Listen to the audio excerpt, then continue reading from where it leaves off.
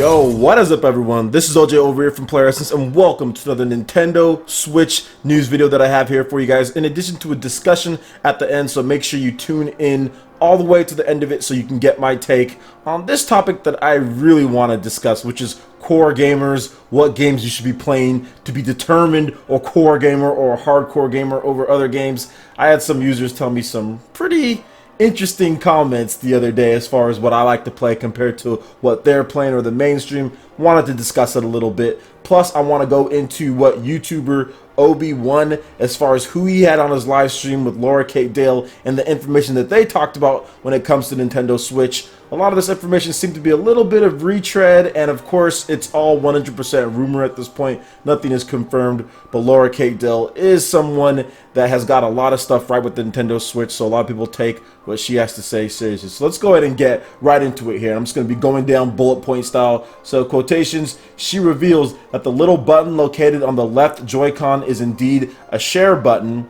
She says that Rockstar doesn't trust Nintendo at this point, meaning they probably won't port Red Dead Redemption 2. She also says that she hasn't heard information about Overwatch coming to the Nintendo Switch at this point. She prefers not to talk about voice chat. She says don't expect any delays. The Switch is set for March. The Joy-Con will be sold on release day. Pro controllers not included with the system. You have to buy them separately, so very similar to the Wii U. She says that she has heard about 3 hours battery estimate at full clock speed for the Nintendo Switch.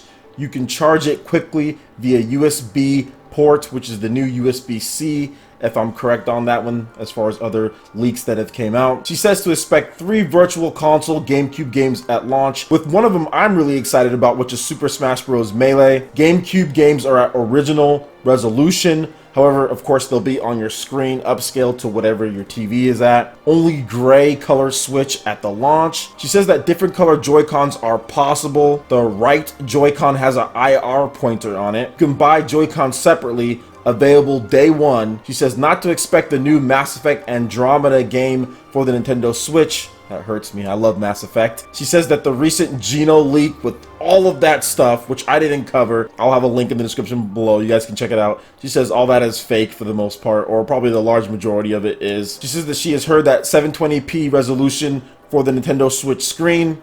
The Switch will not be using friend codes, and the Switch has Bluetooth, which we talked about earlier in the video, and no extra docks within the first 6 months. Docks are not going to be expensive. The Switch entry bundle is 32 gigabytes, micro SD support up to 128 gigabytes. So if you want to see the full live stream, you can check that out in the description below. I'll link over to Obi-Wan's channel for that. But yeah, I want to talk about some of these things here. Obviously, some people will probably be upset about Red Dead Redemption 2, but we still have to wait and see. I do think that if the Nintendo Switch is a massive success, I think Take-Two and Rockstar will probably work together in order to get something out on the system. But remember, the Switch launches in March. Red Dead Redemption 2 is set for a fall 2017 release, so there still might be some time within then and even afterwards, considering how easy the Nintendo Switch is to port on, as far as how developers have been saying that it is at this point. I still think that there's some time, especially if the Nintendo Switch starts off well and games are selling. I do expect Red Dead Redemption at some point to come to the system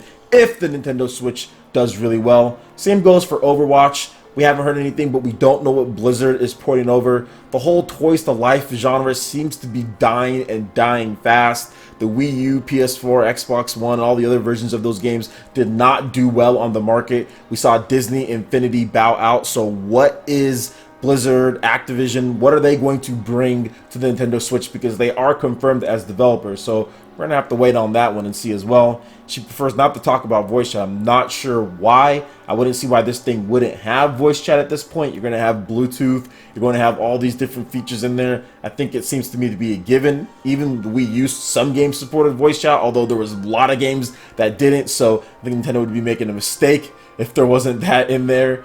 And really, they talk about Virtual Console, a lot of this other stuff that we've heard about before, and it's just kind of like, well, maybe there's not necessarily any definitive proof of a lot of it, but I did want to go over some of it because I do think that it is interesting. Now, moving on to the next topic here, I wanted to talk about, as far as being a core gamer, what games people like to play, how people feel or portray as far as if you're a gamer or not, because I had an interesting discussion with someone in the comment section the other day, And I let him know that, you know what, I'm not really big into NBA 2K, Red Dead, Redemption, or all that stuff, and all the mainstream games, Madden, and all these different games that are mainstream that everyone plays, even like Overwatch. I got the game, but I don't think it's that great. So I'm not necessarily into that. I'm kind of more into stuff like Final Fantasy, and stuff like Bravely Default, and stuff like Tokyo Mirage Sessions, and Xenoblade Chronicles X, and Pokemon, Persona 5 is still one of my most anticipated games.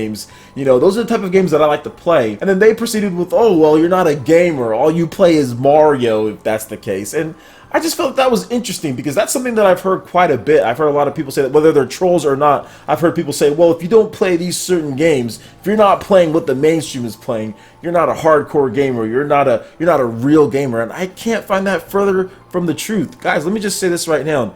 When you pick up games, you play games that you like to have fun.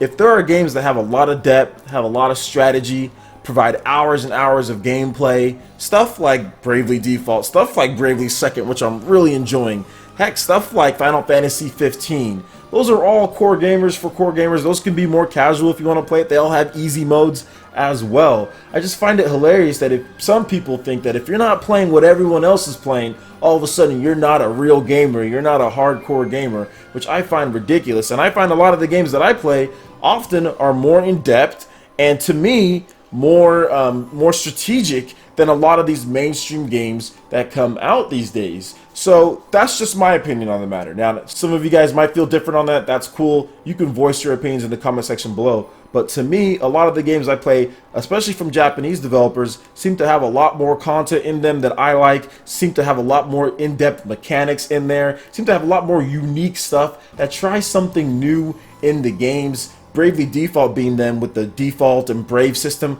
I think that's fantastic, and we still haven't seen a lot of developers even try to mimic that, and Western developers don't even touch that type of stuff. And I'd rather play that than, like, let's say The Witcher 3, and I know everyone loves The Witcher 3, and I've played The Witcher 3, but I still feel some of those games, I still like Final Fantasy 15 more than The Witcher 3, even though The Witcher 3 scored way better and probably going to sell better and all of that. But to me, it's really about what I kind of like to play, and I don't feel that someone is less of a gamer because they don't feel that they need to love every single mainstream or big Western game that's being propped up and sells however amount of copies and all of that. So that's just my take on the matter. Let me know what you guys think in the comment section below. Alright guys, that wraps it up for this video here. Go ahead and hit that like button if you did like it. Let me know you guys want more content like this going forward in the future, and subscribe to PlayerEssence for more news, reviews, trailers, tips and tricks, and everything in gaming. Thank you so much for watching, and we'll see you guys for the next video.